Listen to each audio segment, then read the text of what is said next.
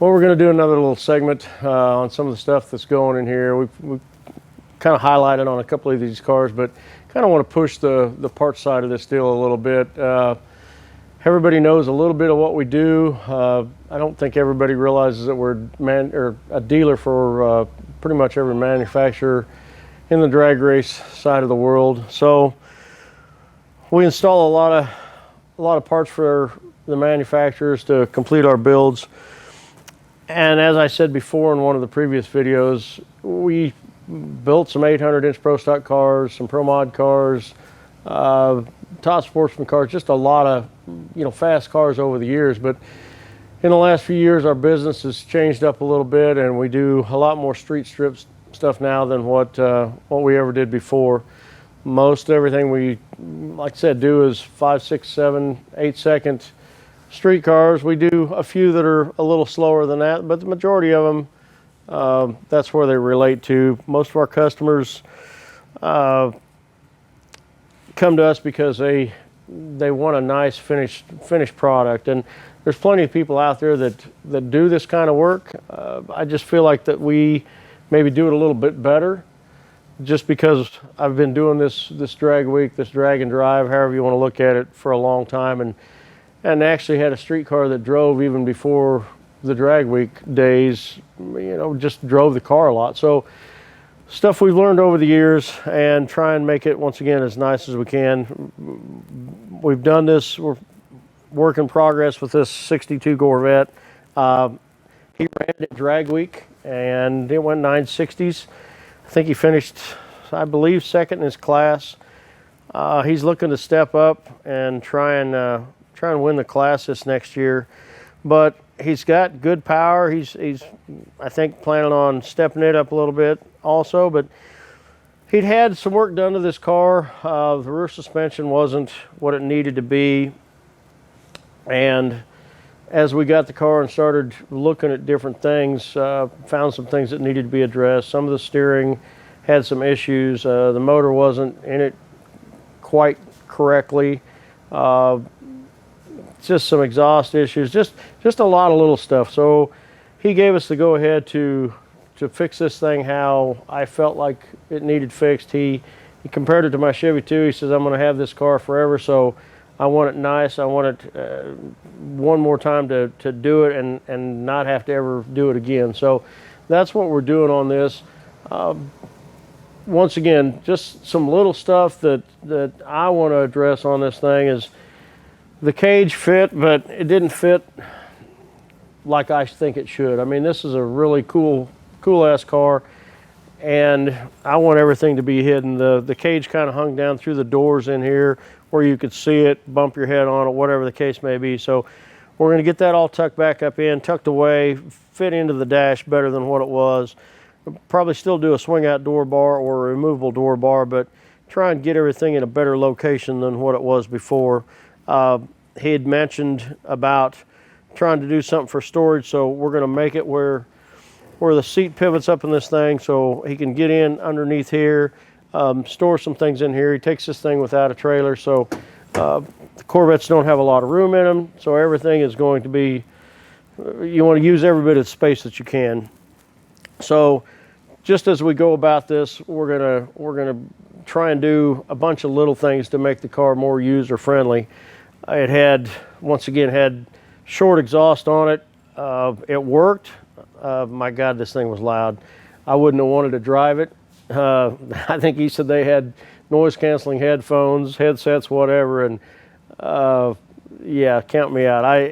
I've ran my stuff over the years with side exit exhaust or anything else, but so we're going to try and get the exhaust clear out the back of the car, quiet this thing down. Back to the parts end of things.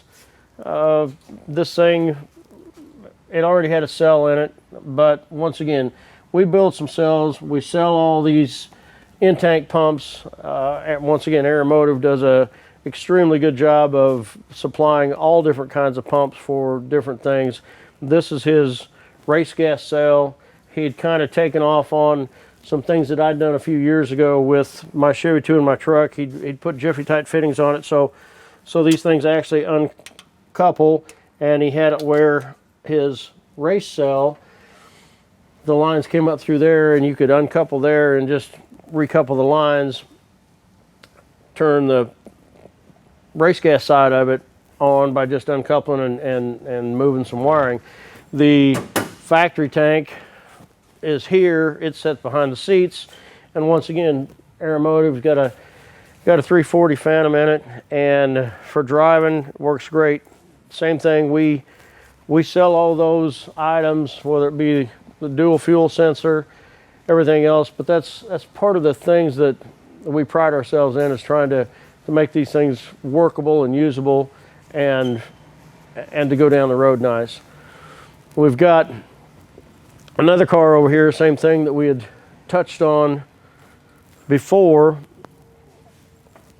We've actually made a little more progress on this thing. It's Mike Gocher's car from Gocher Street Legends.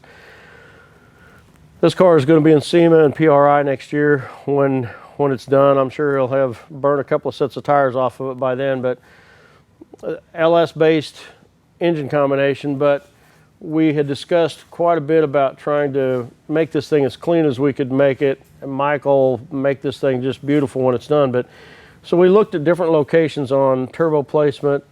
He still wants this thing to run in the 8s, but he wanted it a really, really clean look. So we looked at different places to put the turbos, trying to make all the hideaway headlights still work. These cars, when all that stuff flips around and back in through here, it changes how much room is affected in here. So he wanted to run the inner fenders. It's like I tell everybody, they need to have a good idea of what they want at the end of the rainbow or into the tunnel, how they want this thing to be. So he didn't want it all cluttered up. He wanted everything hidden. So we found a place for the turbos. They're going to be down low. And he wanted to run the inner fenders.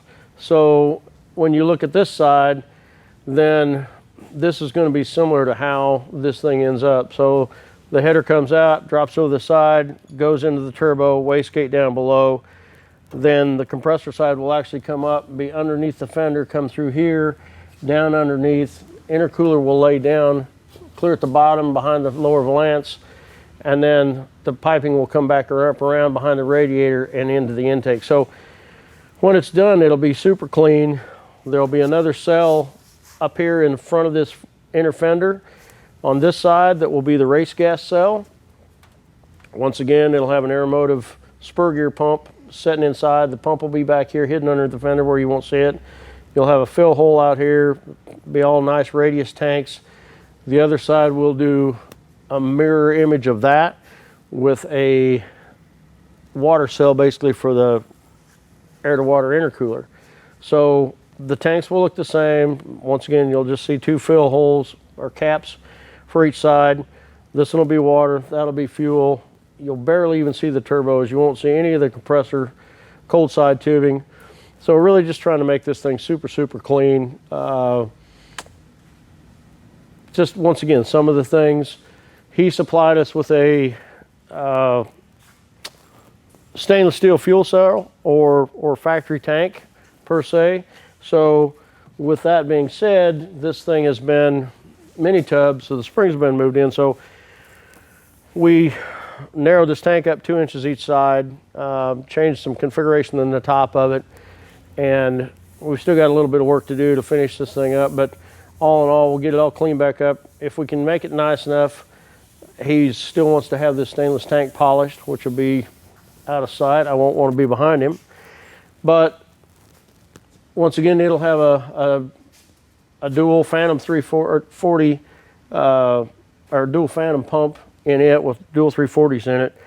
So when we did all the parachute mount and attachment, then we had to reconfigure this a little bit. So this is reconfigured for the gas tank, but all the stock cell will go back in it, or stock appearing cell will go back in it with the factory straps and everything else. So looking at this thing from the bottom, it'll still look original, but yet from the outside, it'll still look like a factory 67 Camaro until you open the hood, and then you're still going to have to look at it pretty good to see what you're looking at. But it's got a set of Hartz turbos on it. It'll have Turbo Smart wastegates.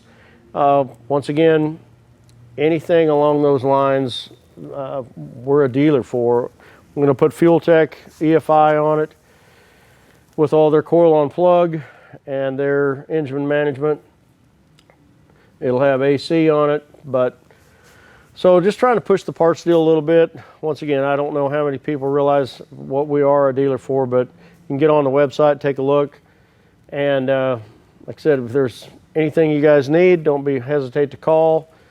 We're here. We'll try and help you through this and make you make the right choices the first time. So thanks again for watching, and we'll see you after the first of the year.